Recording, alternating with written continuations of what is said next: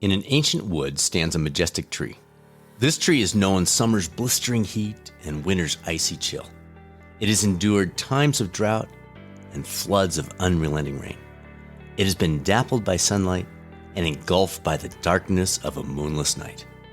It has stood serenely still in times of tranquility and been buffeted by winds gusting violently.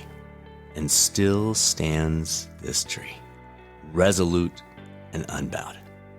When you look at the shadow cast by the tree, it will be strikingly familiar to you. It is your silhouette. You are that tree. Today's guest, clinical psychologist Dr. Ross White, is author of The Tree That Bends, an intriguing book that helps us elevate our performance without burning out or breaking in the process. Professor White has spent his career supporting the mental health and well-being of high performers across a range of athletic and professional settings, as well as being a professor of clinical psychology at Queens University Belfast and director of Strive to Thrive consultancy. Thank you for making the Catalyst 360 podcast a regular part of your week. I'm your host, Dr. Brad Cooper of Catalyst Coaching. Dr. White and I met years ago when we were both speaking at a sports psychology conference in Northern Ireland, and when I saw the news about his new book, I knew we'd need to have this popular guest with you, our listeners. If you've been considering pursuing your MBHWC approved coach certification with the program rated #1 by Fortune magazine, we have just one more cohort taking place in 2024. And as of this recording, there are about 8 spots currently available. All the details on our institute site, catalystcoachinginstitute.com, or email us with questions, results@catalystcoachinginstitute.com anytime. We'll set up some time to talk through your specific situation, plans, any questions you might have, etc. And now, it's time to learn the secrets to bending without breaking with Dr. Ross White on the latest episode of the Catalyst 360 podcast. Good to see you. I think it's been 5.5 years since I saw you at the conference in Northern Ireland. Welcome to the Catalyst 360 podcast. Thank you for the invite, and you're looking younger than you did then. Well, we're at 58 now, so we'll keep working on this.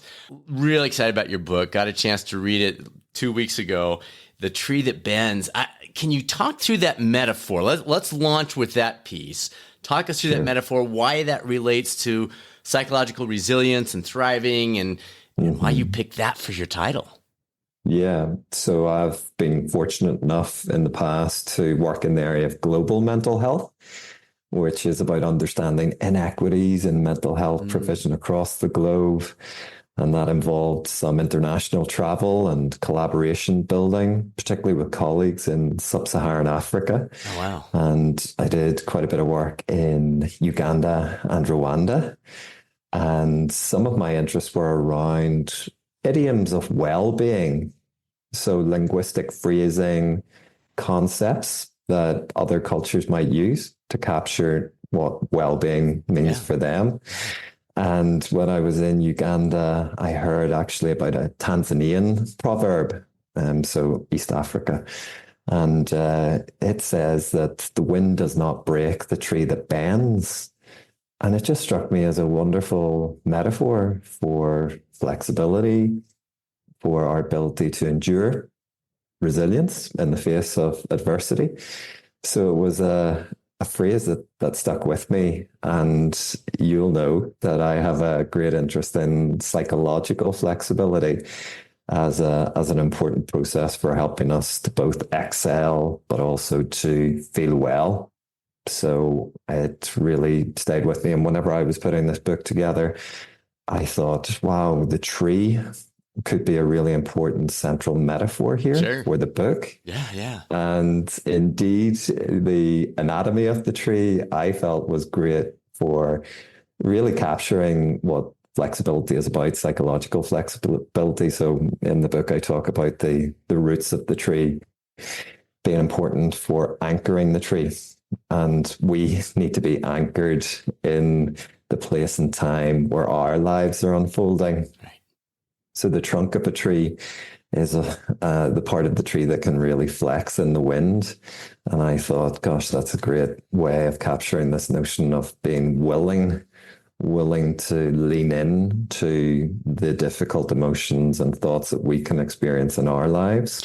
I'm glad you clarified that, because when I first thought of the visual, I was thinking of we have a huge tree out just south of our house, and we watch it from our deck. And I think of the branches bending, but you're saying the trunk's flexibility. That's a completely different concept. Yeah. So the trunk of a tree can withstand huge amounts of force. And they can flex. And some of these bigger, stronger trees like beeches and oaks, you may not be able to see that because they're quite prominent, but it's happening. Now, the other way that trees bend is that they bend towards the light, because light is their energy source. And for me, that also captured our willingness to lean in and move towards what it is that energizes us, what empowers us. And that, I think, captures that sense of purpose. But you're right to highlight the branches as being important. And that comes to that third part of the anatomy of the tree, the crown of the tree, the branches and the leaves, which are the industrious part of the tree. And for me, that represented the empowered element of flexibility. So flexibility for me is being anchored, being willing, and being empowered, captured by the acronym AWE, just to help people to retain a memory of that. So anchored, willing, and empowered. So I felt the tree was a good way of building an understanding of flexibility in the book. Well, and it provides that consistency throughout the book. As you're moving through it, it allows you to keep that in the forefront. I want to come back to the energy source thing, because I think that is something that's really missing in high performance guidance. So I've got questions later that I want to come back to that on. But first I want to jump into, you talk about David Goggins, the Stay Hard videos, the daily stoic nudges, that they overlook key considerations. We literally just did, probably 2 months ago, a review of David's advice and where he is helpful, but also where he misses the mark and where I think he sends people in maybe the wrong direction. How do you see this no limits approach being short-sighted? And how can listeners, maybe even listeners who kind of like those things, because I'll admit it, I can pop on a cool video while I'm hitting the garage gym or whatever. And again, it's not the long-term answer, but it does provide that spark. So where do you see that? Where do you see it falling short? Kind of walk us through the difference between motivational junk food and the real deal. Great. That's a great question. And it was something that I do reflect on in the book. And the no limits mantras, the suck it up, just grind. Do more to be more kind of approach. You know, we have to acknowledge that actually we do have limits, right? And just like a spring has its elastic limit and its breaking point, that if you apply too much force, it eventually does break. We need to recognize that there are going to be some costs associated with the drive system, the get mode, as I call it in the book. And it certainly has its place. It's certainly got its role in helping us to thrive. But we also need to balance that, because we have a get mode, which helps us be motivated towards achieving and getting to the finish line, excelling. But we also have our threat mode, which is about responding to danger. And we have to balance our energies between that get mode and the threat mode. And in modern life, Brad, the get mode and the threat mode can run wild. Yeah. And one of the lovely things about the human mind is that it can imagine.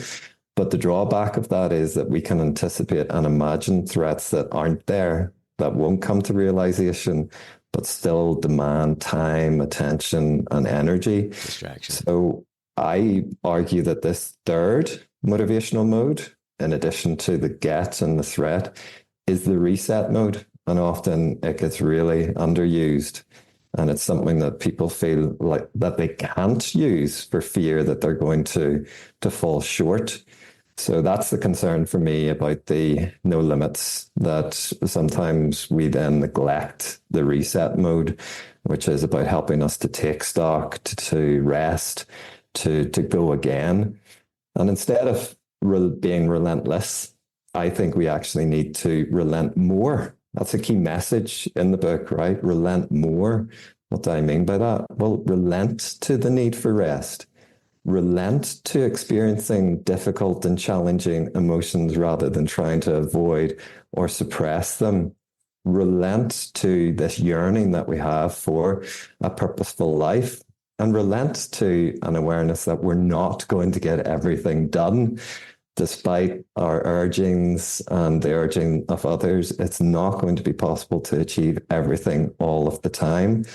So yeah, I have a bit of a laugh with regard to some of those mantras. And I mentioned David Goggins, Jocko Willink as well. Yep.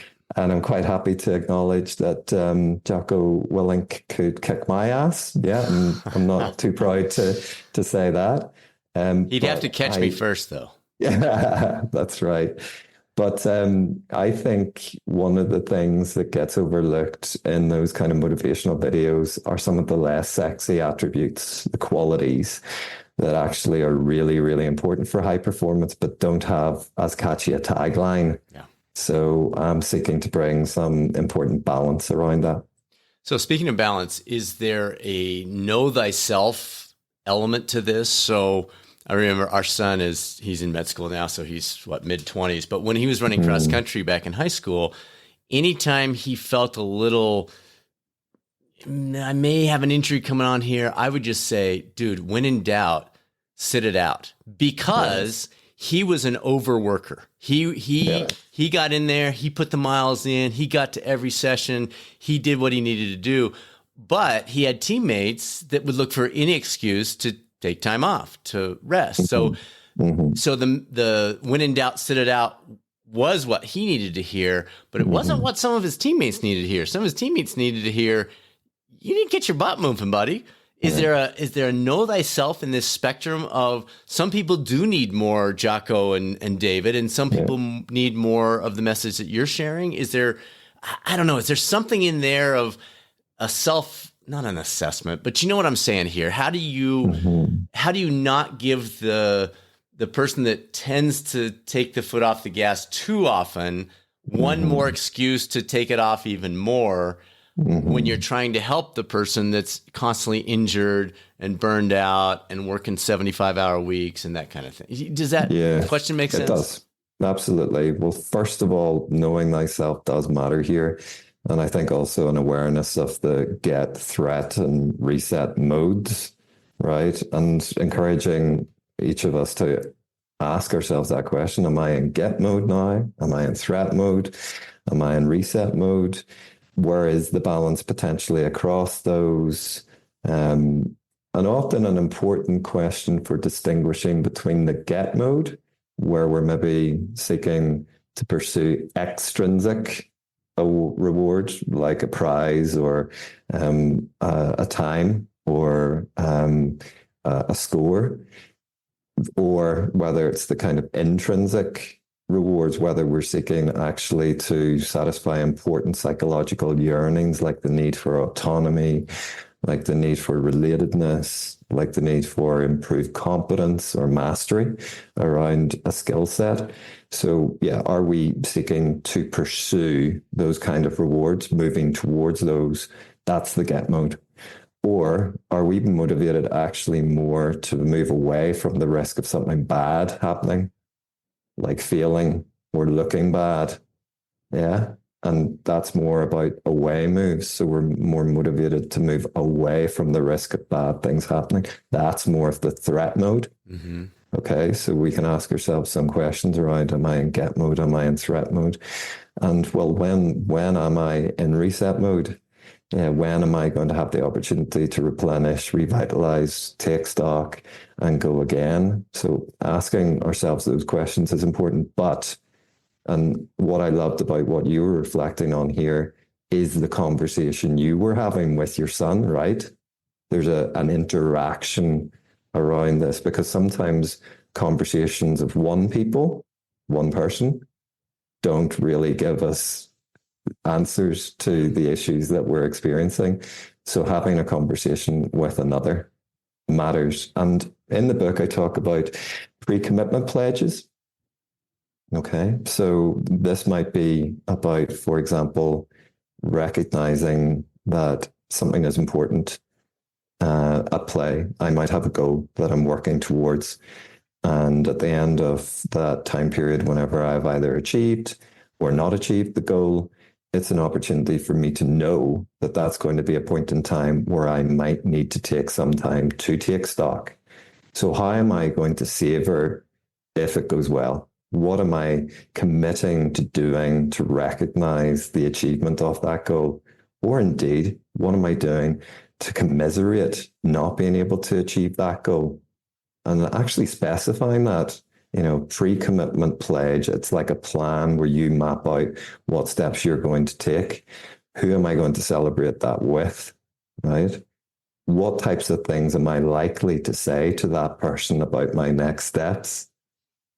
Will I give them permission to come back to me in the knowledge that I might be seeking to move on very quickly on to the next thing? Do I give them permission to say to me, you said in advance that you were going to say this whenever I tried to invite you to take a bit of time to step off the gas? That's knowing oneself. And that's about knowing how you might speak to another about those urges you could have to move on to the next big thing, right? So planning that out and giving people permission to call you out around whether or not you're sticking to the pre-commitment pledge that you made, I think is a good way of trying to get balance across those three motivational modes. All right, so let's flip the mirror here a little bit. We have a lot of high performers that listen to this show, and they're pursuing and oftentimes achieving big things. We'll fill in the blank on what the thing is. You've just done that. Having a book come out is a huge task. There's so much buildup. There's so much time. There's so much energy, so much emotion tied to that. And now it's out. So how have you applied these steps to your own life in ways that some of our high performers could say, ooh, yes. I mean, you just mentioned some of them, giving people permission, having that pre-commitment. But what have you been doing that folks can listen to and maybe reformat for their own? They just had a big thing, and now they're about to move on to that next one. Walk us through your approach with that. Yeah, great. So first on that point, I have been thinking a lot about nuts and sage. Nuts and sage. Now that sounds like a recipe for stuffing that you might have right at Thanksgiving or Christmas. Nuts and sage. It's actually two acronyms, right? NUT stands for next unachieved thing. So fill in the blank with the thing, right? Next unachieved thing. And I know from my past, I'm very driven, very committed, that there's a tendency for me to want to move on to the next unachieved thing. So I knew that NUT would appear whenever I got this project completed. Sage, acronym, something's always going to entice. Something's always going to entice, right? So I, again, have to realize that there will be invitations, there will be opportunities. People will want to involve me in projects, and I'm always keen to collaborate. And I got to give myself time to savor.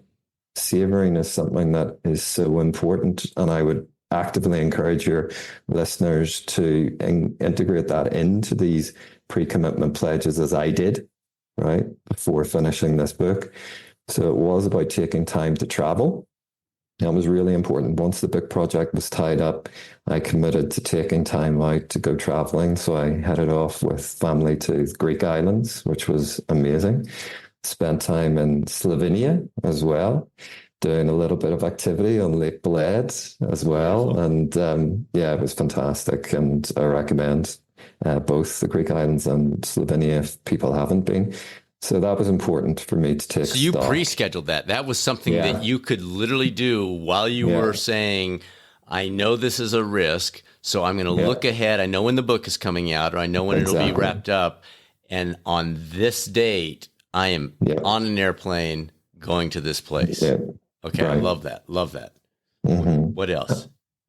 So the other thing I committed to doing, and I talk about this in the book, actually, the final chapter, I have taken a career break from my role at the university, Queens University Belfast, where I'm a professor of clinical psychology.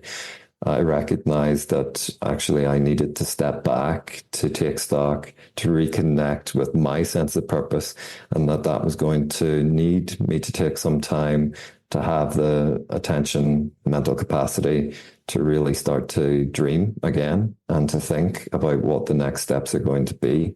And I know that not everybody is in a position to be able to do that, but there are risks attached to any of these kind of reset moves. And in the book, I talk about having momentary moves around resets, but there's also bold moves that we can engage in. And certainly the career break for me was something that I had planned, knowing that the book was going to come out so that I would have the opportunity to have a reset as well. So I'm kind of hearing this concept of micro and macro resets. Yeah. Okay. Right. So the micro might be something as simple as journaling or going for a walk with not your phone and kind of pondering am I hearing that right? So that's the micro. And then the macro Correct. is the things that you're talking about of a literal reset. Yeah. You're unplugging the computer and you're waiting to plug it back in. So momentary moves, the micro, as you describe it, are about connecting with 3 different types of what are referred to as transcendent emotions. Transcendent. It's about almost getting outside of yourself to connect with what's happening around you. And those 3 transcendent emotions that I talk about in the book are, first of all, wonder. And that is about engaging in activity that helps you appreciate the vastness of the world around us and the universe we exist in, standing under a star-filled sky, getting out into a forest and the fractals, what are referred to as the soft fascinations, right? Dappled sunlight on the forest floor and hearing the sounds of nature. Those are moments of wonder. So wonder is the first one.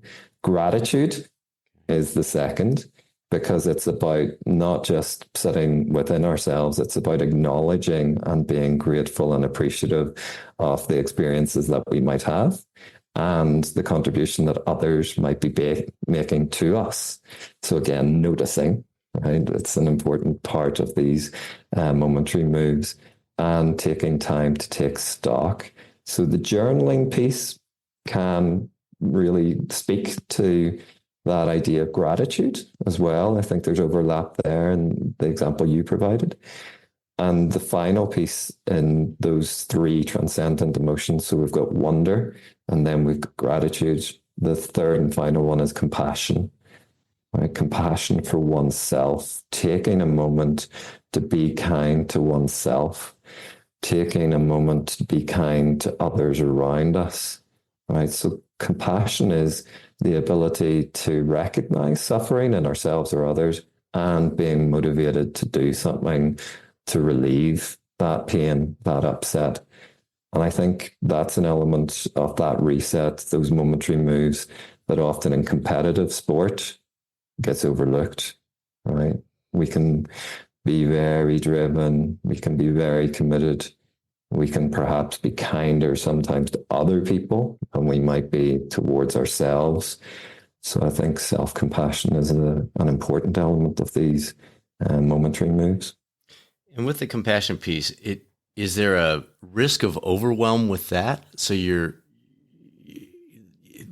we have access to so much information about struggles, not just with our neighbors anymore. Before, 100 years ago or whatever, it was, oh man, we need to help him with his farm or whatever. But now you see everything. And I am one of those folks that believes the world is improving. We have some issues going on, but we're aware of everything. And so it feels overwhelming. And so that compassion piece, you hear where I'm going with this. Is there a risk of the compassion not being a reset, but being so I've got to do something. Oh, and I've got to do something here too. And I've got to do something over here and here and here and here. And pretty soon you're just Mm-hmm. How do you handle that in this process? Okay, there's some important pieces to say around compassion, right? Some people can be really fearful of compassion, particularly fearful about being compassionate to oneself, right? And there's a kind of danger of, well, gosh, would I be letting myself off the hook? Yes. Our standards Totally. going to slip, Yep. right? 100%. And what's going to become of me, and what are people going to make of me if I start being compassionate? Is that soft, right? Am I going to be perceived as being soft because I'm being compassionate to myself or to others? And I think some of that can be related to language. Like, and when we actually unpack what compassion is, compassion can be this kind resilience, right? So sometimes that terminology can be more palatable to people who are operating in high performance environments. So unpacking the language and really capturing how compassion isn't weak, right? It's not passive, it's active, it's courageous, there's vulnerability in it. And sometimes being vulnerable requires more courage than being tough does. Bottom line. But I think in modern life, that's often overlooked. Right? There's a kind of assumption that, well, to be courageous, you need to be tough. I would argue that no, the tougher thing than toughness is being compassionate, being vulnerable, right? So I think that's an important piece around the compassion, to unpack it, to get beneath people's misconceptions or concerns and worries about it. And then your point about, well, gosh, there's so much that we could be compassionate about. You know, some people talk about compassion fatigue. Yeah. Right. And that's often associated with burnout. I would argue that it's not compassion fatigue, it's empathy fatigue. Right. So often we understand the pain and suffering of others, and perhaps then we don't get the opportunity to do something about it. And there are different reasons why that might be the case. But that distinction between empathy and then compassion is, empathy is the recognition of the suffering and the pain and the understanding of it. And the compassion is also, in addition, our ability to have an opportunity to do something about it, to act in a way that could help to relieve some of that suffering. So I think what we need to do is, well, what are the opportunities that could be there for people to act on their empathy? And in the book, I give some helpful advice, I hope, about how people can practice some of that compassion so they're just not left with the empathic understanding and recognition. They're going to have an opportunity to actually put something into practice that would allow them to relieve some of their own suffering, or indeed relieve the suffering of others. So related to this compassion, and I'm thinking about the tree visual again. Mm-hmm. You've got, again, I would say many people, I'll raise my hand and say guilty, who may look at this concept or related concepts and say, I can't let up. Like, I love where I am in my life, and I'm here. And now this is where the lack of humility comes in. I'm here because I've always been this way. And if I let off the gas, my life's going to change, and I don't want it to change. But you really do, because that's why you're having this conversation in the first place. What advice do you have for that person who feels like, no. And you said it here a moment ago. I can't let off the gas. I can't bend. I've got to keep rolling because how do you help that person? That is, I think, one of the key barriers, Brad. You've hit the nail on the head. The director and producer, Judd Apatow, was interviewing Jim Carrey, the actor, comedian. Yeah. And he just said to Jim, you know, how easy is it to step back, right? You're highly successful. Yeah, you're one of the greatest. The work offers are coming in. You're one of the greatest. You know, how do you step back? And it's a beautiful scene. It's in a documentary, and I can provide that information about it for the show notes. But Jim just sort of smiles and shakes his head and ruefully goes, I wouldn't know. Mm. I might curse here, and I'm paraphrasing, but he says, I wouldn't fucking know. Yeah. Right? Because it's like being on a train and you don't want to step off that train, because if you step off that train, people will then look and go, wow, what was he thinking?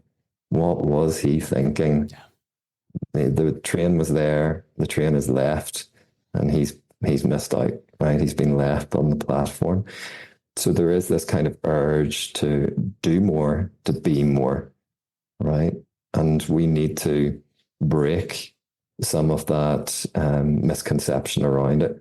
Now, in doing that, you will need to front up to a very pronounced sense of vulnerability, right? You're essentially, to use the tree metaphor, getting out on the skinny branches, right?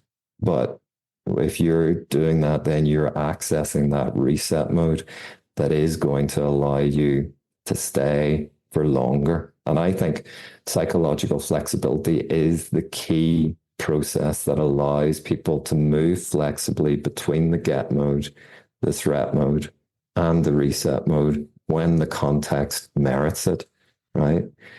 Now, people talk about, hey, I want to arrive at the golden mindset for high performance. I'm telling you, there is no golden mindset for high performance. What there is mindsets. Mindsets, plural. If we're going to be successful, if we're going to excel and feel well, we need to flexibly move between those mindsets around get, threat, and reset. And psychological flexibility affords that ability to either stay with a particular mindset, perhaps get, or threat, or reset, or to move flexibly between them whenever the context merits it. So, look, psychological flexibility allows us to go fast, but it allows us to go slow. It allows us to go hard. It allows us to go soft.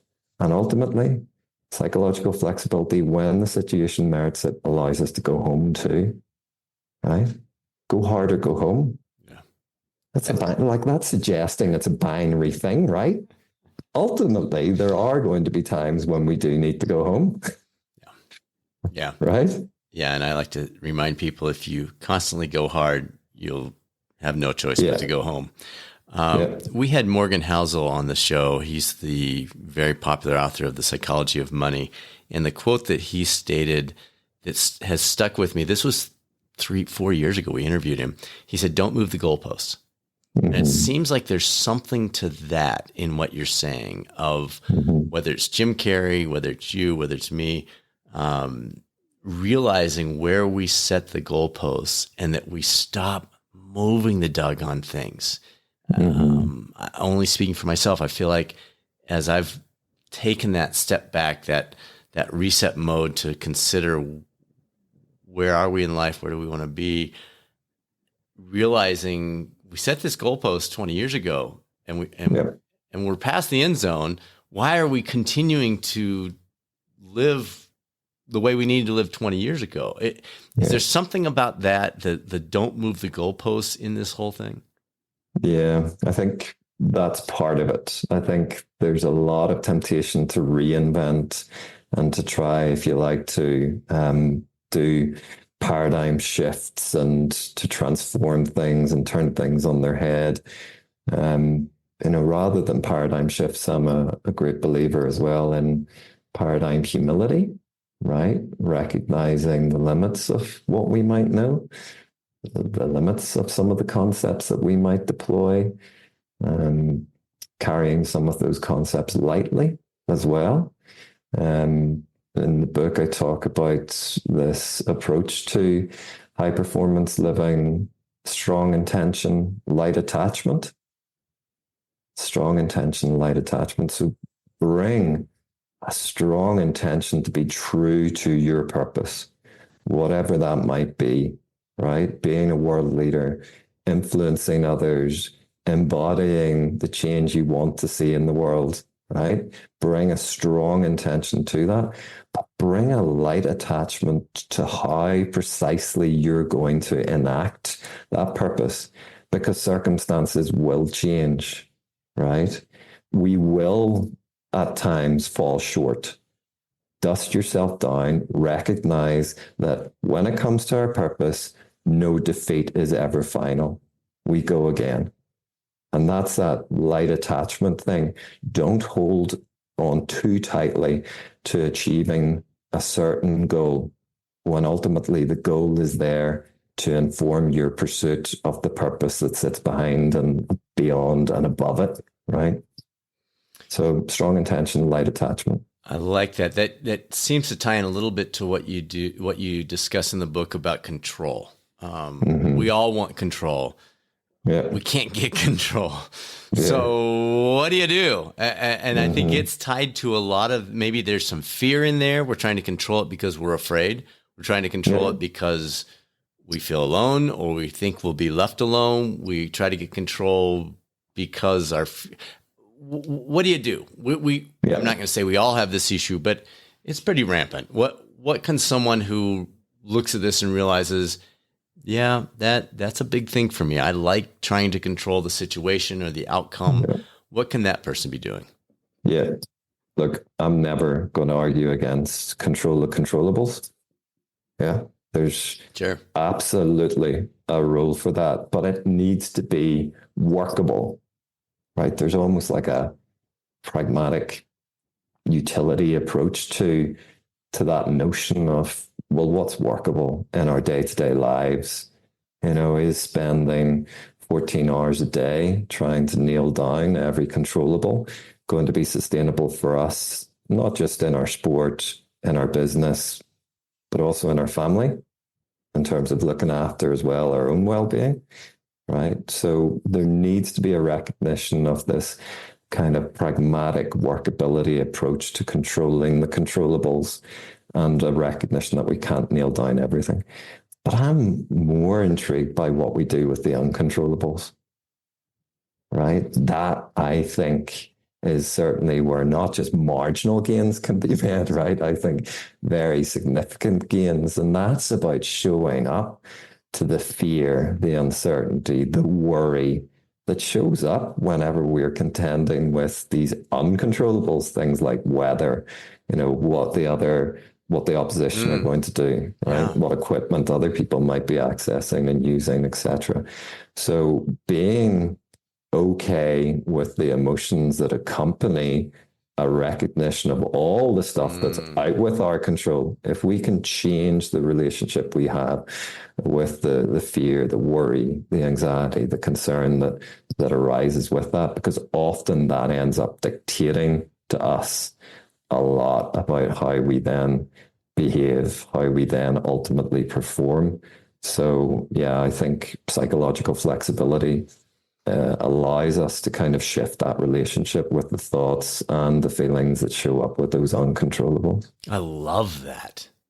Doc, that is powerful. The emotions that accompany the uncontrollable, that's powerful stuff. Man, I've got so much we're not even going to come close to getting to, but let's talk a little bit about this idea of finding your energy source. I'm convinced, and I mentioned this earlier, that's what's missing from high performance guidance. It's all about the grind. And yes, of course there's some grind. We get that. Sometimes you just need to get out there and lace up the shoes and get going. But if we don't find and then integrate the joy element of it, that energy source, it's not going to last. Like you can't continue to grind. You don't want to continue to grind. That doesn't work long term. What are some of the keys to tapping into that energy source? Great. Well, a couple of things to say about purpose, because I think that speaks to right this idea of energy source. And Simon Sinek has done fantastic work about that. Start with why. Find your why. And that being around the P for purpose. And part purpose is important because it can then lead to another P, which is processes, right? And that's the kind of how we're going to start to pursue our purpose. And then that's important because it speaks to another P, which is the product, right? And the things that we might achieve or produce, right, in pursuit of our purpose. So there's purpose, process, and product. For me, something that I've added in is another P. It's an interesting word. It's proclivity. Proclivity. Proclivity is about which qualities are we going to bring to the way in which we engage in our processes?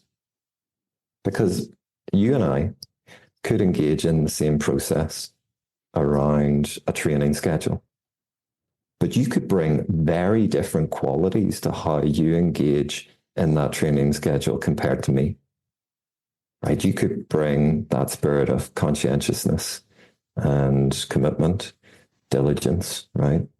Whereas I might bring a level of lightheartedness, a more relaxed kind of approach to engaging with that same process.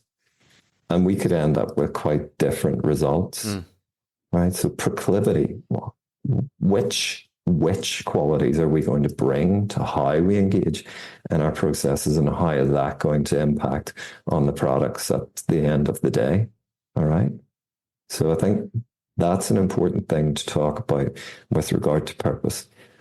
Simon Sinek also talks about finding our purpose. For me, purpose isn't found, it's formed. It's not like you just trip over your purpose. Oh, there it is. I found it. For me, purpose is formed. How is it formed? Well, the seeds of it are in the things that bring vitality to our lives as we are living them now. What is it that brings vitality to your everyday experience? It may be interacting with others, learning more about these concepts or high performance lifestyles, etc. It could be about contributing to charitable causes and making a difference to the lives of other people. It could be about mentoring a younger generation, bringing them through. That could bring buzz to you and just bring energy into your day.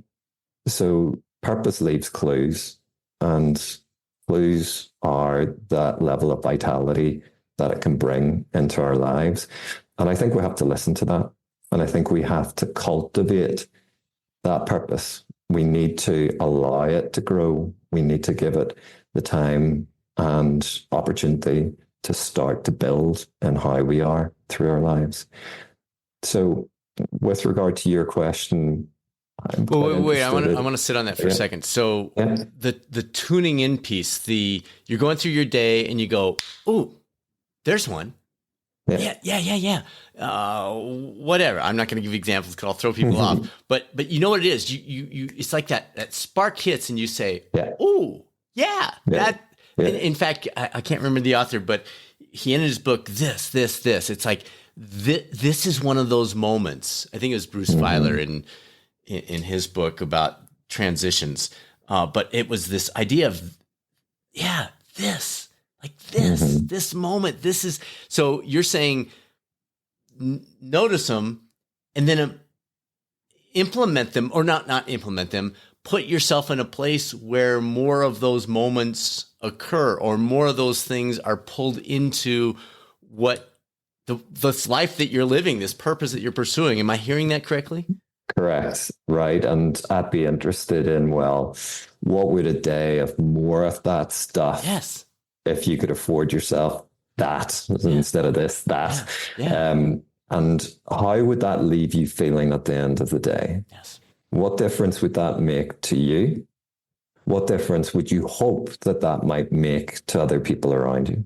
Right? Contribution, not just people, it could be the planet, all right? Because people have purpose around the environment, nature, making a difference to other species in addition to our own. Yes. Okay. And then the question is, if you could have more of that in your week Yeah. that's coming, would you want it?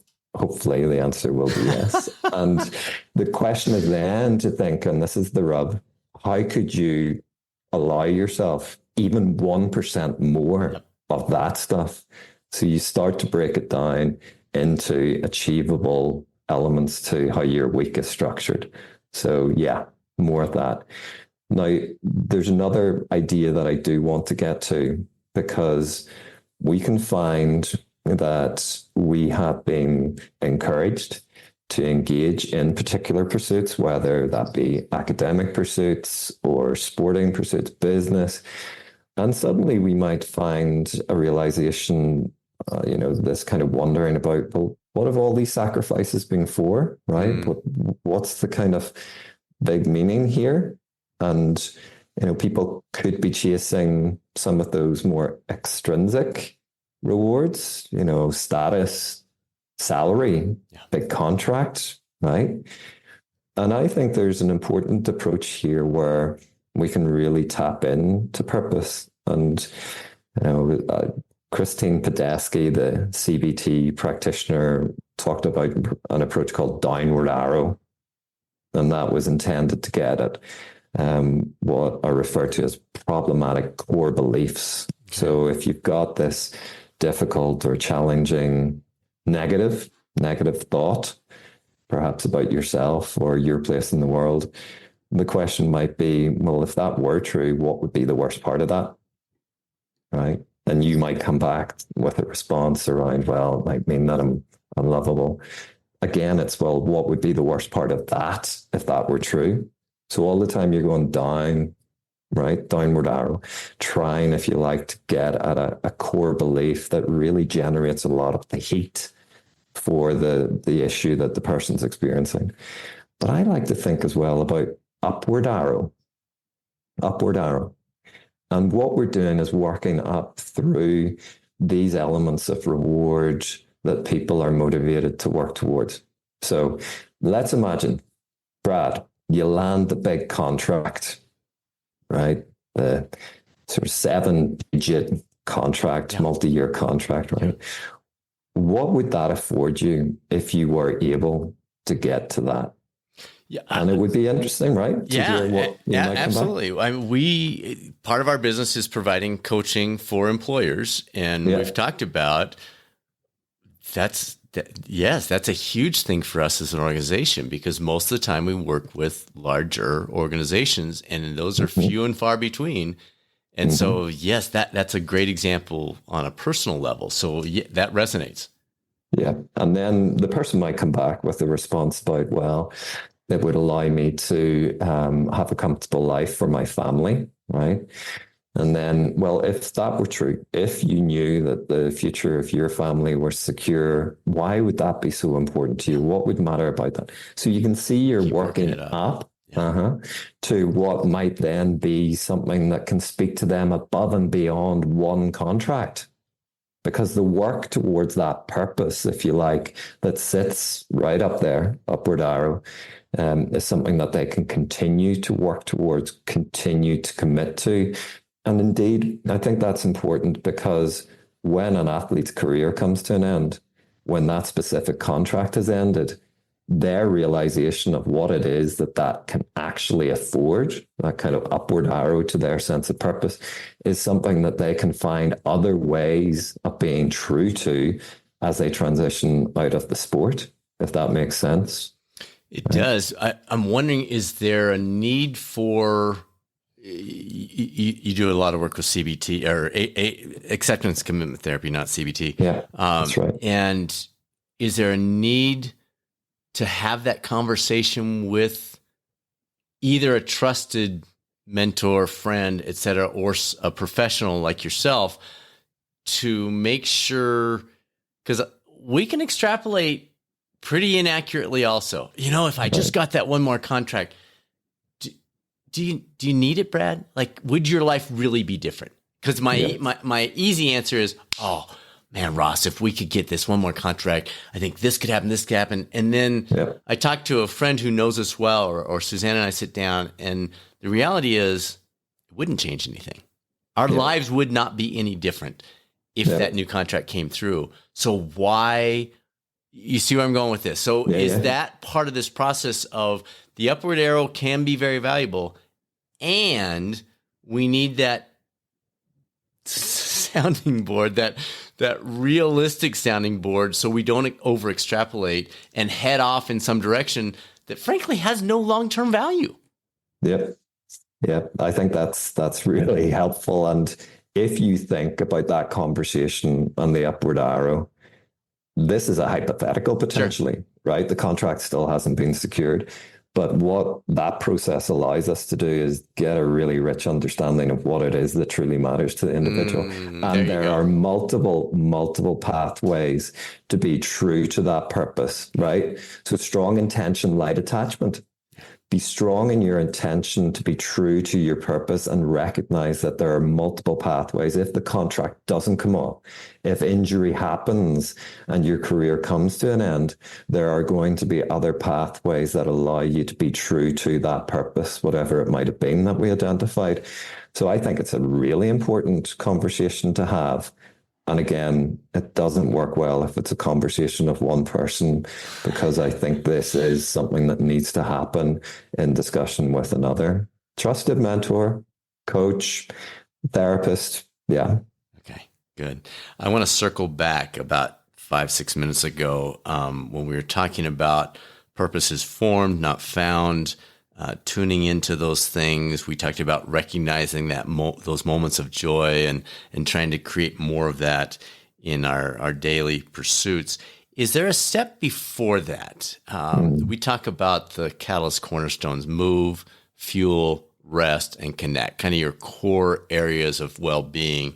I'll just use myself as an example. If I don't sleep well, I don't recognize those things. I'm too tired. I'm sleepwalking. I'm not thinking, oh man, Ross is so interesting. I'm just like, let's just get this interview over with because I'm exhausted and I don't care. And or the compassion. I'm not as compassionate because I'm just trying to get through the doggone day. So is there a step before tuning into the joy related to one or more of those move, fuel, rest, connect that folks need to reflect upon as they're doing this reset, to think, maybe I'm not sleeping well enough, and that's why I'm not noticing this. Or maybe I'm not sleeping well enough or eating well, and so I'm just trying to get my whatever from a higher income or that extra contract. Is there anything there that comes before the there part? Yeah, I think absolutely. So if you think about Maslow and hierarchy of needs, and basic needs needing to be met, and some of those psychological needs being higher up the pyramid. So at the base of the pyramid, really important to take care of one's physiological, biological well-being, eating well, sleeping well, making sure around moderate intake of alcohol, substances, etc. So yeah, we need to put those basic foundational steps in place that are going to allow us to be on that even keel. And yeah, there are basic psychological needs as well that are really important to highlight. I represent them through that acronym ARM, ARM. So having opportunities to have autonomy is the A, relatedness is the R, and mastery is the M that I mentioned earlier. But ARM, for those listening, I think is a nice way to think about it.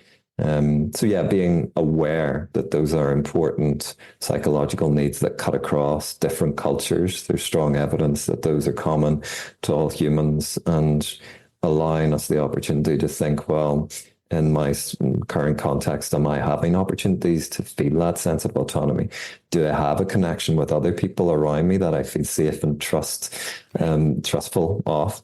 And do I have a sense of getting opportunities to improve my skills, to get good feedback on how I'm doing, so that I can progress and develop in the context that I'm existing in? Right.